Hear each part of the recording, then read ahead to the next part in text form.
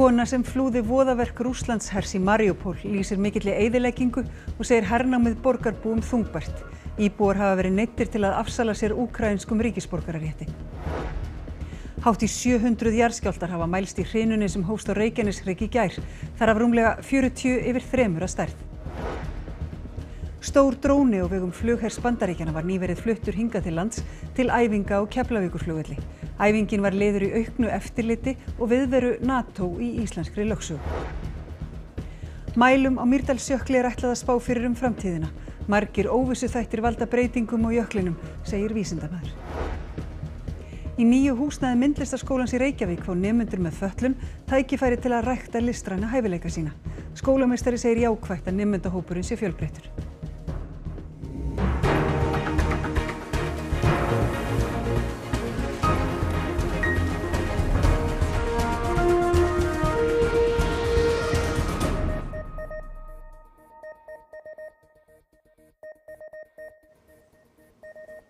Gott kvöld.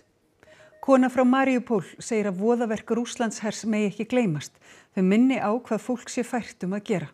Þessar mundir eru 3 ár frá því að Rússlandsher náði fullum völdum yfir borginni. Mariupol var nær jöfnuðu jörðu í umsátri Rússlandshers og talið að tugþúsundir hafi verið drepin. Fréttastofa ræddi við Valentínu Ústinovu á dögunum sem flúði þaðan til Litáens með börnin sín. На момент, когда мы выходили из Мариуполя, я понимала, что очень быстро его не восстановят, потому что город был в ужасном состоянии, все было разбито, очень много разрушений. Но это совсем не тот город, который я знала, и когда мы выходили, было ощущение, что это совсем другой мир, другая страна, как будто ты находишься на другой планете. Náinn ættingi Valentínu hefur farið til Mariupol síðan og segir að sumstaðar sé búið að koma framhlið húsa í betra horf. En að á bakhliðinni sjáist afleiðingar árásanna. Смотрится это все ужасно. Вот говорит, такое ощущение, что на скелет просто сверху одели маску. И он говорит, я когда приезжаю в Мариуполь, я не могу там находиться больше недели, потому что начинается просто депрессия. Sálfræðingurinn Oksana frá Mariupol en hefur síðustu ár búið í Kyiv. Hún þekkir afleiðingar hernaðarins af sárri reynslu. У мене в 2022 році там загинули із-за російської агресії обидва мої батьки, і батько, і мама там загинули страшною смертю. Í Mariupol líkt og á öðrum hernumdum svæðum þarf fólk að hafa rússneskt vegabréf til að geta sótt sér opinbera þjónustu eins og menntun og heilbrigðisþjónustu. І зараз вони почали ще друге робити. Вони кажуть, треба відмовитися від громадянства України, хто там, і кому треба якісь документацію якусь робити, або взагалі вони нічого не будуть робити. Тобто треба відмовитися від громадянства України, і одразу, звичайно, російський паспорт отримати. Oksana býst ekki við að fara til Mariupol í bráð. Hún hafi látið skoðanir sínar á hernaðinum í ljós sem sé bannaðar, auk þess sem hún telur að henni yrði ekki hleypt þangað. Viðmælendur fréttastofu eru sammála að aðeins lítill hluti íbúa Mariupol lifi bærilegu lífi. Fyrir flesta sé lífið undir hernáminu þungbært. Ми 3 роки живемо, і до мене приїздили, я вже збилася скільки лікування, лічити скільки з багатьох країн, що в мене брали інтерв'ю, бо дуже мало людей, хто погоджується про це відверто говорити. Багато хто або не може, бо емоційно про складні речі важко говорити. Иногда я пишу стихи о своем городе, потому что, он мне дорог, и у меня болит сердце и душа за то, что так произошло, и сколько людей там погибло, тех, которых я знала лично. Börnin hennar vilja gleyma hryllingnum í Mariupol en að hún sjálf muni allt. Почему? Потому что когда я себе напоминаю, через что мы прошли, и что наш город, к сожалению, для нас сейчас потерян, я понимаю, что ради чего я двигаюсь вперед, почему я не останавливаюсь, так вот стараюсь себя поддерживать этим, потому что нельзя забывать такое забывать нельзя, мы должны это должны помнить, на что способны люди. Nærri 700 skjálftar hafa orðið í hrinunni sem hófst á Reykjaneshrygg í hádeginu í gær. Hrinan í rénun og hefur verið síðan í gærkvöld. Stærsti skjálftinn varð eftir hádegi í gær á stærðinni 5,1 nokkrum kílómetrum austur af Geirfuglaskeri. Hann fannst allt frá Akranesi að Hellu. Samtals hefur orðið 41 skjálfti, 3 eða stærri. Sá síðasti varð fyrir klukkustund. Skjálftarnir urðu 40 kílómetrum í loftlínu frá Grindavík, svo langt frá landi að ekki eru taldar líkur á að sprungur hafi myndast á Reykjanesskaga. Skjálftarnir eru taldir stafa af flekarhreyfingu. Framkvæmdastjóri FÍB segir olíuverðlækkun á heimsmarkaði koma seint og illa fram á Íslandi og seðlabankastjóri hefur kallað eftir því að styrking krónunnar og lækkun heimsmarkaðsverðs olíu skili sér til íslenskra neytenda. Framkvæmdastjóri N1 segir í skriflegu svari til Fréttastofu að fyrirtækið hafi ítrekað verið fyrst félaga hér á landi til að lækka verð og á síðustu 3 mánuðum hafi það lækkað 7 sinnum. Þróun eldsneytisverðs á Íslandi hafi að mestu leyti verið í takt við breytingar á Norðurlöndunum, til að mynda Noregi. Ef heimsmarkaðsverð haldi stöðugt eða lækki áfram, megi gera ráð fyrir áframhaldandi lækkunum hér. Verðlagning á bensín í Danmörku hefur fylgt sveiflum á heimsmarkaði nokkuð nákvæmlega frá áramótum, samkvæmt samantekt FÍB. Almennt hefur verð farið lækkandi á síðustu mánuðum eins og sjá má á þessu línuriti. Minni sveiflur eru hins vegar á bensínverði hér á landi, þrátt fyrir að gengi krónunnar hafi verið að styrkjast á sama tíma. Gula línan sýnir verðlagningu hjá Costco, bleika línan sýnir verðbreytingar hjá Orkunni og bláa línan sýnir verðbreytingar hjá N1. En hvað segja viðskiptavinirnir við dæluna? Fréttastofan tók nokkra þeirra tali. Finnst þér bensínverð hafa lækkað svona undanfarna mánuði, við segjum frá áramótum? Já, kannski eitthvað. Ekki eitthvað svaka mikið en eitthvað lítið. Einhverjar krónur? Einhverjar krónur. En maður kemur náttúrulega aðlega hingað bara til þess að taka bensín, sko. Þetta allt og dýrt alls staðar, annars staðar. Ég get ekki sagt það, ekki svona, sem ég teki eftir. Þú hefur ekki tekið sérstaklega eftir því? Nei. Ekkert svona verið að veita þín en sérstaklega eftir, sko. Er það bara einhverjar krónur í mesta lagi? Mögulega. Nei, ég ekki mikið að fylgjast með því. Og allavega ekki tekið eftir að það hafi orðið allt í ódýrara? Nei. Nei, ekki þannig, sko. Allavega ekki mikið? Nei, ekki orðið varur það.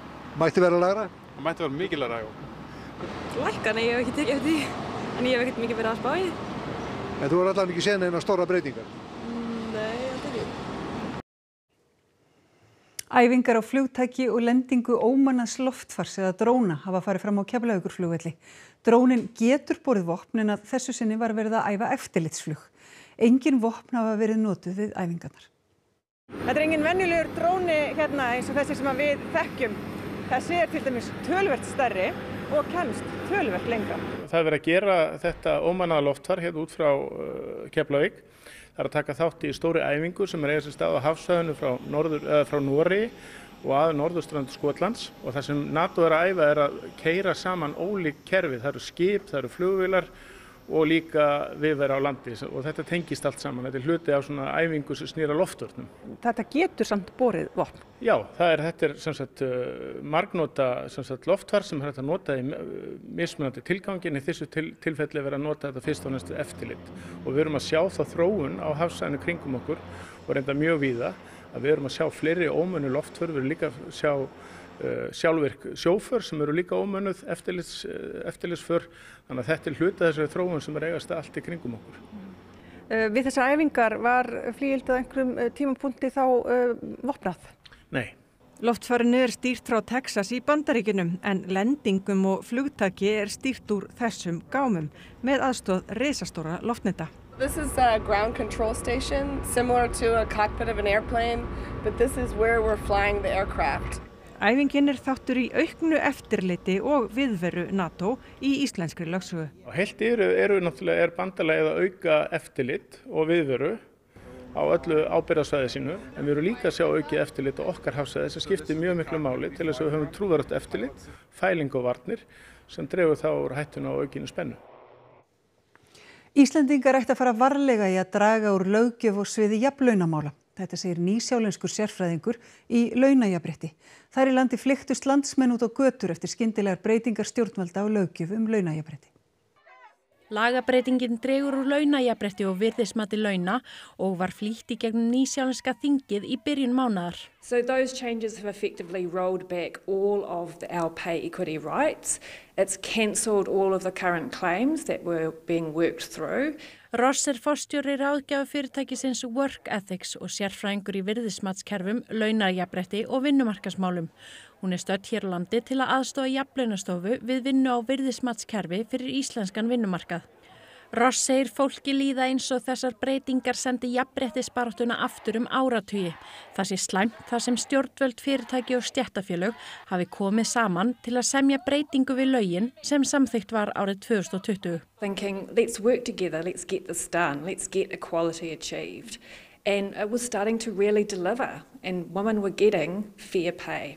Dómsmálaráðherra sem fer með jafnréttismál sagðist á Alþingi í síðustu viku leggja fram drög að frumvarpi að létta á jafnlaunavottun í þeim tilgangi að draga úr kostnaði atvinnulífsins og opinbera stofnana. But I certainly don't think any walking backwards from equal pay or pay equity should ever occur.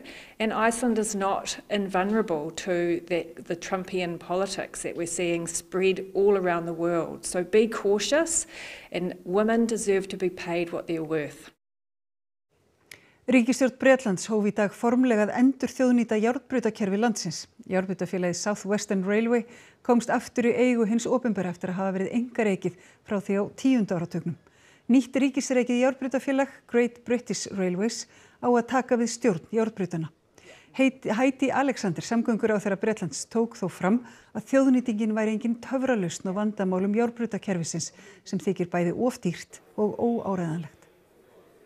Well, this is a watershed moment in our work to return the railways to the service of passengers. And let's be honest, most people don't spend a lot of time thinking about who owns what bit of the railway, but they do want trains that work, and they want the government to put the passenger first and not the shareholder. We've come down in the car because the train tickets are far too expensive. The four of us, and to get down here would have been something around 400, maybe £500. Do you use the trains much?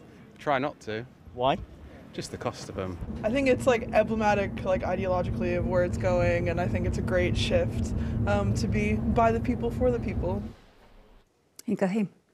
Nám í myndlist hefur opnað jákvæðar dyr og nýja styrkleika, segja 2 nemendur við myndlistaskólan í Reykjavík. Skólameistari segir verðmæti felast í fjölbreyttum nemendahópi sem færi nú að vinna meira saman. Myndlistarskólinn í Reykjavík hefur boðið upp á ársnám í myndlist fyrir nemendur sem hafa lokið starfsbraut í framhaldsskóla.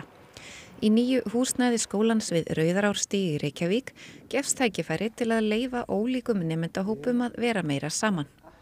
Ég bara vona að það hafi bara mjög jákvæð áhrif á þau og reyndar bara alla líka, ekki bara starfsbrautarnemendurna heldur bara okkur öll, starfsfólkið og aðra nemendur við skólan að bara vera bara fjölbreyttari hópur. Vilmundur og Sigurjón stunda nám við skólan. Ég veist að bara hafa opnað mikið af jákvæðum dyrum, gefa mér góð tækifæri bara til að kynnast fólki Og fá kannski bara að rækta þína hæfileika? Já. Þetta eru verk mín. Ég vann þau á blek og penna og bætti ég við auka litum í Photoshop. Hvað á þessu myndum? Geturðu sagt mér bara? Já, ég ákvað bara mér langaði bara að gera tarotspil. Já, mér finnst bara að fá þetta tækifæri á að læra á almennu námi. Það hjálpar mér að læra þessa tækni, hjálpar mér svolítið að tjá mig á meira skýrari hátt. Já, hérna erum við með kontrastmyndir, af því ég elska að vinna með annars kyns litum og sterku kontrasti. Og svo þetta með eitthvað auðveltina elementir eins og hönd hérna. Og hérna af því að þetta er í tunnublöðum, þá er þetta eins og þetta sé sama höndin á milli 2 heimum. Það hefur gefið mér bara alls kyns sjálfstraust til að prófa nýja hluti á þannig. Af því að námið sem ég er í, myndlistarnámið, er að við reynum alls kyns hluti. Frá teikningu, frá málingu, að gera leir, að gera myndbandsgerð og allt þannig, prófa alls kyns hluti. Og þetta gefur mann tækifæri til þess að finna annað sem getur verið mjög góður í og áhugavert.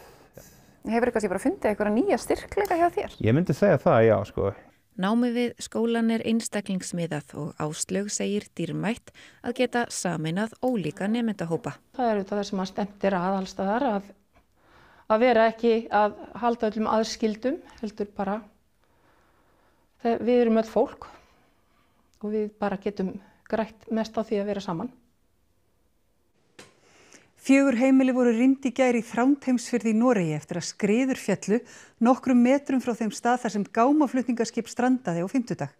Jarðvegurinn orðinn óstöðugur eftir höggið sem kom þegar 135 metra langt skipið fór upp á land og næstum því inn í hús. Skriðurnar voru alltaf 50 metra breiðar og verið að meta hættu á frekari skriðuföllum. Einnig unnið við að koma skipinu af strandstað og var byrjað að fjarlæga gáma í dag til að létta það. Mýrdalsjökull vettvangur ýmissa vísindalegra mælinga, meðal annars veðurrannsókna, en mælarnir fá ekki að standa nema hluta af ári. Hér höfum við veðurstöð sem við setjum á jökulinn á vorin og tökum aftur niður á haustin. Og hugmyndin að reyna að skilja betur af hverju snjór og ís bráðnar. Og þessi mælir hérna, hann mælir innkomandi geislun og þessi hérna, hann mælir það sem endurkastast frá yfirborðinu. Og sólgeislunin stjórnar eiginlega allir leysinguna, svona 80% af því sem bráðnar vegna beinna sólgeislunar. Þetta eina veðurstöðin á Mýrdalsjökli en 12 slíkar á Vatnajökli og eina á Langjökli og hún far ekki að standa allan ársins hring. Ja, hérna snjóar cirka 10-12 metra, þannig að þetta myndir nú hverfa fljótlega. Hér höfum við mæli sem mælir fjarlægðina frá sjálfum sér hérna niður að yfirborðinu. Já. Og rörin hérna eru borið 6-7 metra niður í snjóin, þannig að þegar snjórin bráðnar þá bráðnar frá mælinum niður á við og við sjáum hve mikið að bráðna. Og hversu mikið að bráðna? Já, hérna uppi ekki að bráðna neitt rosalega hratt, kannski 1 cm á dag eða 2, en á endanum kannski bráðna 3-4 metrar frá þessu.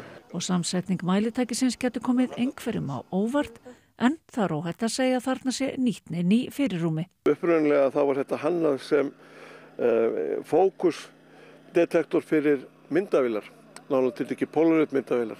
Og tilgangurinn að skilja betur hvers vegna snjór og ís bráðnar.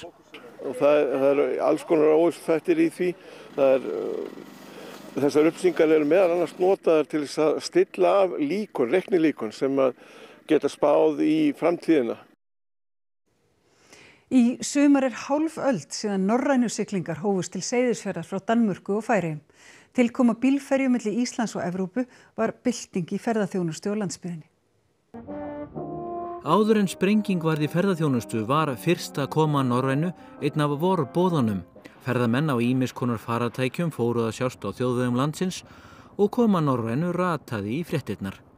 Mest bar á sendibílum og húsbílum í þessari fyrstu ferð, en minna var á stórum fjallabílum en oft áður og virðist sem útlendingar séu búnir að átta sig á að fjallvegir á Íslandi eru almennt lokaðir á þessum tíma. Færeyingar hófu siglingarnar á skipinu Smyrli í júní 1975, Norræna tók við 1982 og hlutafélagið Smyrline var stofnað. Nýja Norræna kom svo árið 2003 og var stækkuð 2020. Seyðisfjarðarhöfn og Norræna eru enn í dag eina fasta tengingin við evrópska vegakerfið. 50 ára siglingaafmælinu var fagnað í ferjunni á dögunum, fólki boðið borð og frumkvöðlar heiðraðir. Þetta var ákaflega dauft tímabil á Austurlandi á þessu tíma. Við höfum tapað töluvert af fólki og það vantaði einhvern innspýting inn í Austurlandi og þá gerðust þessar gleðifréttir að Færeyingarnir þeir völdu Seyðisfjörð sem sína heimahöfn. Ferjan flytur á háanna tíma rúmlega 1000 farþega, 400 faratæki og 30 fraktvagna. Jónas Hallgrímsson stýrði lengi starfseminni á Seyðisfirði. Fólk þyrftist að og vildi komast til Íslands og það var yfirbókun mest allt hásumarið oft á tíðum og þá var það koma með flutningaskip og svo þess að sólarhringurinn náði einlega ekki saman hjá okkur að afgreiða hlutina. En allt harðist þetta ná samt með duglegum og góðum mönnum sem voru í kringum þetta. Í hvert skipti sem að skipin komu hér áður, þangað til að þetta nýjasta kom, að þá komu 20-30 konur úr landi og þrifu skipið og í einum hendingskvelli og þetta komu kósveittar í land og var alltaf að gerast á með tíma. Þegar við fórum hér til söður á Firði eða norður Mývatnssveit þá heyrði maður alltaf að sumari kemur ekki fyrir farþegarnir frá Norrænu á Seyðisfjörðinum mætti og það var nú staðreyndin, þetta smitaði mikið út frá sér og ég held að þetta hafi stutt vel við vaxtabrotin sem síðar var í ferðaþjónustunni hérna hjá okkur. Og þá að veðri. Hægfara lægð við Færeyjar stýrir veðrinu hjá okkur næstu daga. Bætir í vind í kvöld norðaustan 5 til 13 metrar á sekúndu á morgun og víða dálítil væta af og til. En úrkomulítið síðdegis. Hiti 5 til 13 stig, mildast suðvestan til. Nánar veðrið að loknum íþróttum. Jürgen Klopp sneri aftur á Anfield í dag þegar Liverpool tók við sigurlaunum sínum sem enskur meistari í fótbolta þessa leiktíðina. Þróttarkonur hafa byrjað Íslandsmótið í fótbolta feikilega vel og trón á toppi bestu deildarinnar, en af hverju hefur þetta farið svona vel af stað? Svo það Monaco kappaksturinn í Formúlu 1 og fleira í íþróttum hér eftir fréttir. Þá skulum við fara yfir helstu atriði þessa fréttatíma. Kona sem flúði voðaverk Rússlandshers í Mariupol lýsir mikilli eyðileggingu og segir hernámið borgarbúum þungbært. Íbúar hafa verið neyddir til að afsala sér úkraínskum ríkisborgararétti. Hátt í 700 jarðskjálftar hafa mælst í hrinunni sem hófst á Reykjaneshrygg í gær. Þar af rúmlega 40 yfir 3 á stærð. Stór dróni á vegum flughers Bandaríkjanna var nýverið fluttur hingað til lands til æfinga á Keflavíkurflugvelli. Æfingin var liður í auknu eftirliti og viðveru NATO í íslenskri lögsögu. Mælum á Mýrdalsjökli ætlað að spá fyrir framtíðina. Margir óvissuþættir valda breytingum á jöklinum, segir vísindamaður. Í nýju húsnæði myndlistarskólans í Reykjavík fá nemendur með fötlun tækifæri til að rækta listræna hæfileika sína.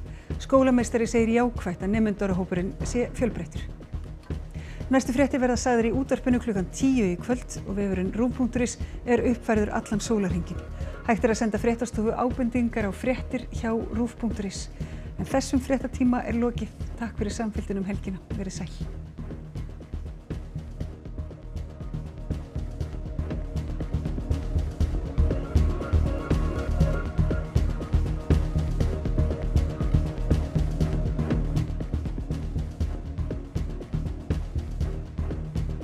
Á RÚV í kvöld.